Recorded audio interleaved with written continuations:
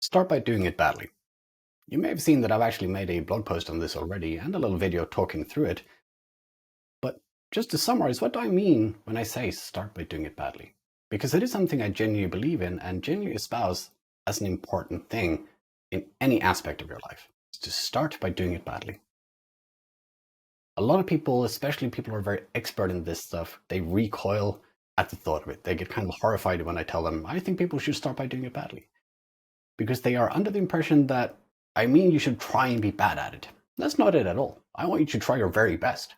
You should go in with the best of intentions and the best of efforts, but accepting the reality that when we start learning a new skill, when we try doing something that we've never done before, we're gonna be bad at it.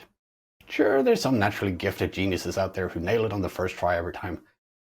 I'm not one of those people, that's for sure. And chances are you are, like myself, also not one of those people. And that's okay. That's the vast majority of humanity. Which means we need to accept that we have to start by being bad.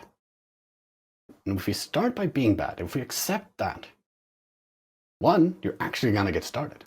You're not going to get caught up by this hurdle of, oh, but if I'm not good enough, then I can't start it. And then you don't start it because you're not good enough. We need to learn by doing. That is the most important thing. So it matters because it lets you get started. And it allows you to be a bit kinder to yourself as you get going, as you realize the mistakes you make. And again, it's okay to make them. The key thing is to realize you've made them and try and figure out how to prevent making them again in the future. I can share a silly example right now. I like doing bad woodworking.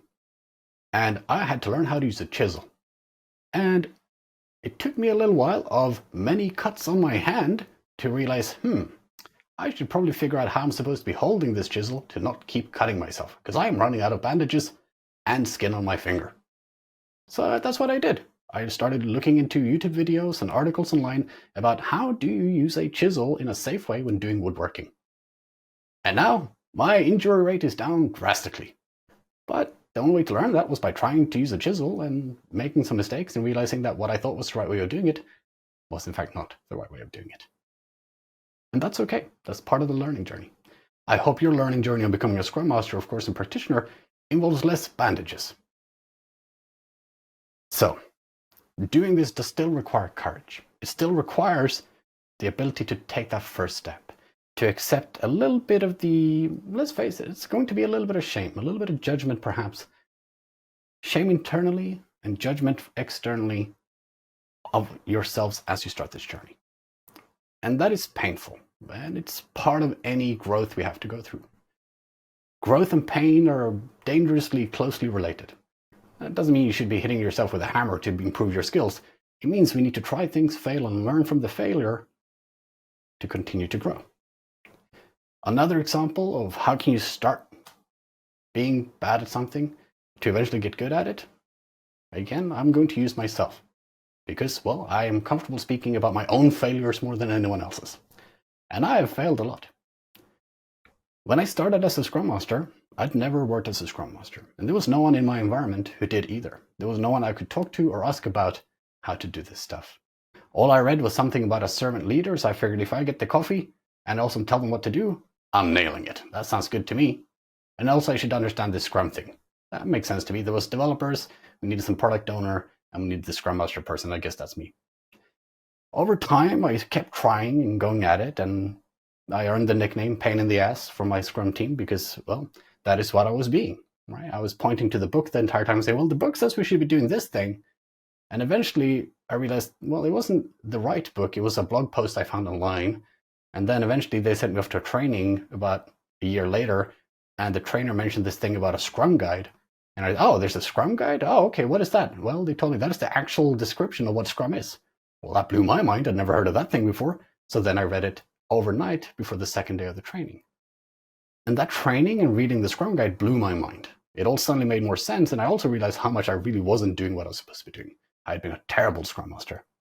So now, armed with the actual guide, of course, I went back to my Scrum team and said, I am so sorry, I've done this all wrong. This is the book we're supposed to be following. And I went back to that really awful approach of telling them that this is what the book says and this is what we have to do, without understanding why. And over the next 2 or 3 years, I kept going with this approach. I was reading more, I was learning more, Eventually, we were getting other people in that smaller organization within the business who were starting to learn about Scrum as well. So we were sharing more stories and learning and growing together. But I was still the most experienced and knowledgeable one of them, which frankly, looking back, wasn't helping anyone. And eventually I left that organization and went somewhere else. And there again, I proved to be one of the more knowledgeable people, which sadly is saying a lot. And I was quickly promoted to the lead Scrum Master or release train engineer because they were using a scaled agile approach. And again, pointed to the book, tried to figure things out. But at this point, I was trying to think, I'm seeing common patterns here. What are the patterns I'm seeing? What are the mistakes I'm seeing? What is not working? Why are people calling me a pain in the ass? And what are they listening to and what are they not listening to? And why is that working and not working? And I looked at the patterns and the reasoning behind it. What value were they getting out of it? And after a while, I was getting pretty good at it, I thought. And once again, I felt, okay, my job here is done. I'm going to move on to the next place. And I joined a team of consultants and professional Scrum trainers and practitioners who had been doing this for much longer than I was. And I came in thinking I was hot shit. And they very quickly showed me that I knew absolutely nothing at all. If you've seen the Dunning-Kruger effect diagram, I was at the peak of Mount Stupid. And that's okay. That's also part of the journey. So they knocked me on the head several times. I very quickly went down the slope and realized how much I did not know. And they helped me rebuild, be more humble, and relearn things and look at them very differently.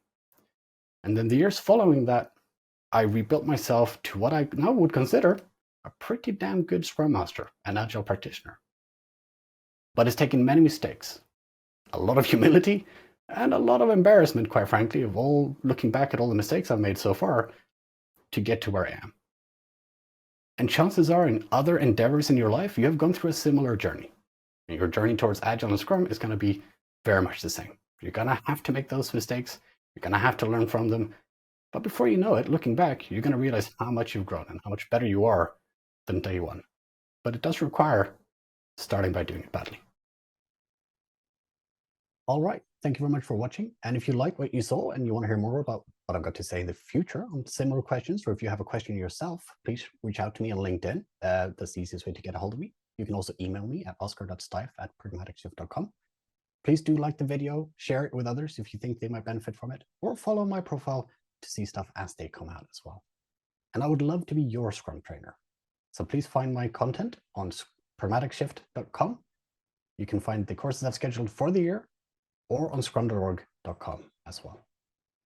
Look forward to seeing you in my classroom soon.